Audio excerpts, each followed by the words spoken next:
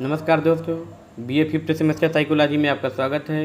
ये first unit है मानव विकास का जीवन काल, जिसमें आज हम बचपन अवस्था के बारे में बात करेंगे, जिसको बचपन भी कहते हैं। दोस्तों, अगर आप इस वीडियो को देख लेते हैं, मैं गारंटी देता हूँ कोई और भी वीडियो देखने की ज़रूरत आपको नहीं है। तो दोस्तों, और हमने पूरी प्लेलिस्ट बना के रखी है फिफ्थ सेमेस्टर की, अब हमारे प्लेलिस्ट में जाके वहाँ से देख सकते हैं। तो चलते हैं, बचपन अवस्था क्या है इसको जान लेते हैं। बालक के जन्म से लेकर किशोरावस्था से पहले तक की अवस्था को बचपनावस्था कहते हैं। इसमें गर्भावस्था, शैशवावस्था और बाल्यावस्था भी इसी के अंतर्गत आते हैं। कहने का अर्थ है दोस्तों, बालक के जन्म से लेकर किशोरावस्था से पहले तक की अवस्था, यानी दोस्तों जब बालक जन्म लेता है उस समय से लेकर किशोरावस्था आने तक के जो पहले की अवस्था होती है उसको बचपनावस्था कहते हैं। इसमें गर्भावस्था, शैशवावस्था, बाल्यावस्था ये सब इसी के अंतर्गत आते हैं। इन सब के बारे में हमने विस्तार से वीडियो बना रखा है, आप हमारे वीडियो के प्लेलिस्ट में जाके देख सकते हैं। तो और या फिर हम कह सकते हैं कि जन्म से लेके 11 वर्ष के अंदर की जो अवस्था होती है उसे भी हम बचपनावस्था कहते हैं। दोस्तों, ये थी बचपनावस्था किसे कहते हैं या बचपनावस्था क्या है। अब चलते हैं इसकी परिभाषा की तरफ। कोल एवं बस के अनुसार दोस्तों, कोल एवं बस जी ने बताया है कि बचपन जीवन का अनमोल काल है। दोस्तों, कहने का अर्थ है जो हमारा बचपन होता है वो जीवन का एक अनमोल अनोखा काल होता है। कहने का अर्थ है दोस्तों, अगर हम बचपनावस्था के जैसे ही ऊपर जाते हैं उसके बाद दोस्तों हम लोग बचपन को याद करके सोचते हैं कि उस समय हमारे दोस्त कहते थे, हमने कैसी ज़िंदगी जी और कितना ज़िंदगी का आनंद लिया, और उस समय कितनी फ्रीडम लाइफ थी। ना तो हमारे पर कोई जिम्मेदारी थी, ना कोई प्रेशर था, बस खेलना था, मस्ती करना था, पूरे ज़िंदगी का पूरी तरह एंजॉय किया। यही दोस्तों बचपन है।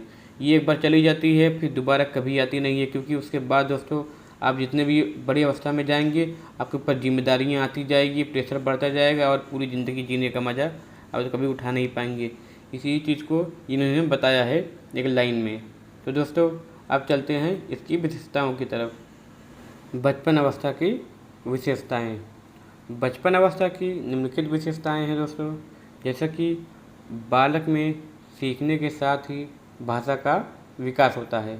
जैसा कि दोस्तों बालक बचपन में कुछ न कुछ सीखता रहता है, अपने से, अपने दोस्त से, अपने से बड़ों से, माता पिता से, भाई बहन से, किसी न किसी से कुछ न कुछ वो ग्रहण करता रहता है।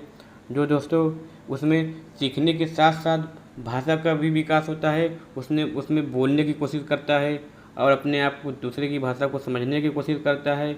ये भी दोस्तों इसकी विशेषता के अंतर्गत आती है।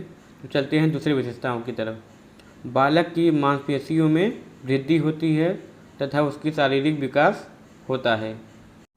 इसमें दोस्तों जो बालक की मांसपेशियाँ होती हैं उसमें वृद्धि होता है और उसके शरीर का विकास। कहने का दोस्तों, जैसे बालक को देखते होंगे, कोई पतला रहता है, कोई मोटा रहता है, उनके पैर पतले पतले रहते हैं, उनकी पैरों में जो मांसपेशियाँ होती है वह धीरे धीरे बनना शुरू होती है और मोटा होता जाता है, जिससे कि और उसका विकास और तेज़ी से होने लगता है। हाथ देखेंगे, शरीर देखेंगे, पूरा दुबला पतला से बच्चा एक तरह से धीरे धीरे धीरे उसके शरीर का पूरी तरह से विकास होना शुरू हो जाता है और वो एक हट्टा कट्टा या स्वस्थ बालक की तरफ बढ़ना शुरू हो जाता है।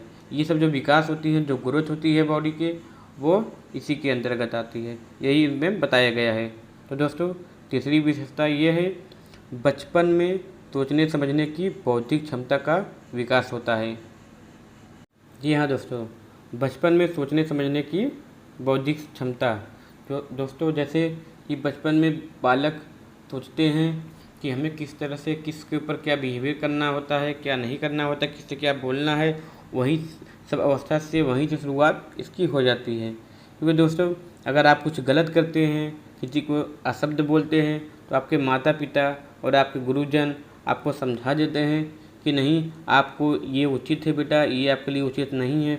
इस चीज़ को बताने के बाद भी आपको भी धीरे धीरे आप किसी अनर्थ बातों को या फिर बेमतलब की बातों को करते हैं, तो आपके जो सृजन होते हैं, आपसे बड़े होते हैं, वो आपसे नाराज़ हो जाते हैं, नाराज़गी दिखाने लगते हैं, जिससे भी आपको लगने लगता है कि नहीं, ये हमारे लिए उचित नहीं था, ये बात सही नहीं है, ये गलत है। ये सब चीज़ों का विकास होने लगता है। और जो जो आपके मित्र हैं, दोस्त हैं, उनके साथ भी आप एक अच्छा व्यवहार रखना शुरू कर देते हैं, ताकि आपके दोस्त आपसे नाराज़ न हो, आपसे उचित व्यवहार रखें, आपसे घृणा न करें। इन सब चीज़ को आप ध्यान में रखते हैं। हर चीज़ को, हर काम को, कहाँ कुछ कोई चोरी हो गया, चोरी नहीं करते हैं आप। उसके बाद किसी को दुख नहीं पहुंचाना चाहते हैं। ये सब दोस्तों आपके बौद्धिक क्षमता के अंदर आता है। चौथी विशेषता है दोस्तों, बालक को मिलने जुलने एवं परस्पर एक दूसरे के साथ खेलने में उनके भावनात्मक का विकास होता है। जैसे बालक को एक दूसरे से मिलने जुलने में और हमेशा बराबर मिलते जुलते रहते हैं, और उनको उनके साथ खेलने में, कूदने में और जो भी उनके साथ सीखने में, उसी से भावनात्मक विकास होने लगता है। जैसे दोस्तों आप किसी बच्चे के साथ, बालक के साथ खेलते हैं तो आप उसको दंड दे देते हैं या मार देते हैं या कुछ कर देते हैं तो बालक रोने लगता है, उससे बुरा इफेक्ट पड़ता है। तो आपका को लगता है कि नहीं, हमारे फ्रेंड है, इसमें नाराज़ हो गया, मेरे साथ को बुरा इफेक्ट पड़ता है। आप भी इमोशन हो जाते हैं, जिसमें आपका भावात्मक या इमोशनल विकास होता है। आप इमोशनल हो जाते हैं, सोचते हैं कि उस बालक को किस तरह मना लूँ, किस तरह शांत कराऊँ, जिससे कि वो आपके साथ दोबारा खेलने में इच्छुक हो और आपके साथ रहना पसंद करे। क्योंकि दोस्तों अगर आप दोस्त के साथ जानते हैं बुरा करेंगे, वो करेंगे, तो आपके साथ वो दोबारा खेलने के लिए या आपका साथ देने के लिए नहीं आएगा। इन सब चीज़ों का इस विशेषताओं में वर्णन किया गया है। अब 5वीं विशेषता है दोस्तों, बचपन में बालक जिन संस्कारों को ग्रहण कर लेता है वह स्थायी होते हैं। कहने का अर्थ है दोस्तों, बचपन में जो बालक जिन संस्कारों को ग्रहण कर लेता है वो स्थायी हो जाते हैं, वो दोबारा जीवन में कभी भूलते नहीं हैं, उन सब चीज़ों को हमेशा याद रखते हैं।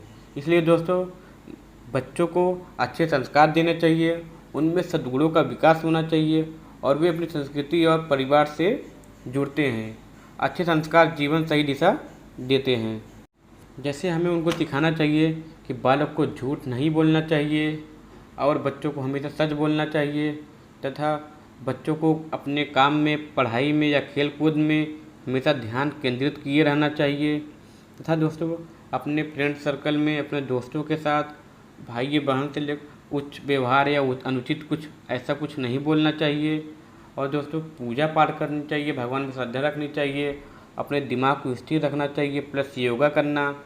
उसके बाद दोस्तों अपने बड़ों से प्रेम करना, उनका सम्मान करना, जैसे उनके पैर स्पर्श करना, और अपने से साथ या अपने दोस्तों के साथ पढ़ाई की ऐसी वैसी चीज़ शेयर करना जो कि उनके लिए उचित हो। इन सभी चीज़ों को दोस्तों अगर हम उनको संस्कार में सिखाते हैं तो ये हमारे बच्चे जाके इसको अस्थायी रूप से मानते हैं। अगर हम वहीं पे कुछ गलत चीज़ सिखाते हैं तो उनके ऊपर बहुत बुरा इफेक्ट पड़ता है और वह जाके हमारे लिए परेशानी बन सकती है। तो दोस्तों ये थी हमारी आज की वीडियो कैसे लगी आपको कमेंट बॉक्स में ज़रूर बताएं। अगर वीडियो पसंद आया है तो वीडियो को लाइक करें, चैनल को सब्सक्राइब करें, शेयर करना ना भूलें। धन्यवाद दोस्तों।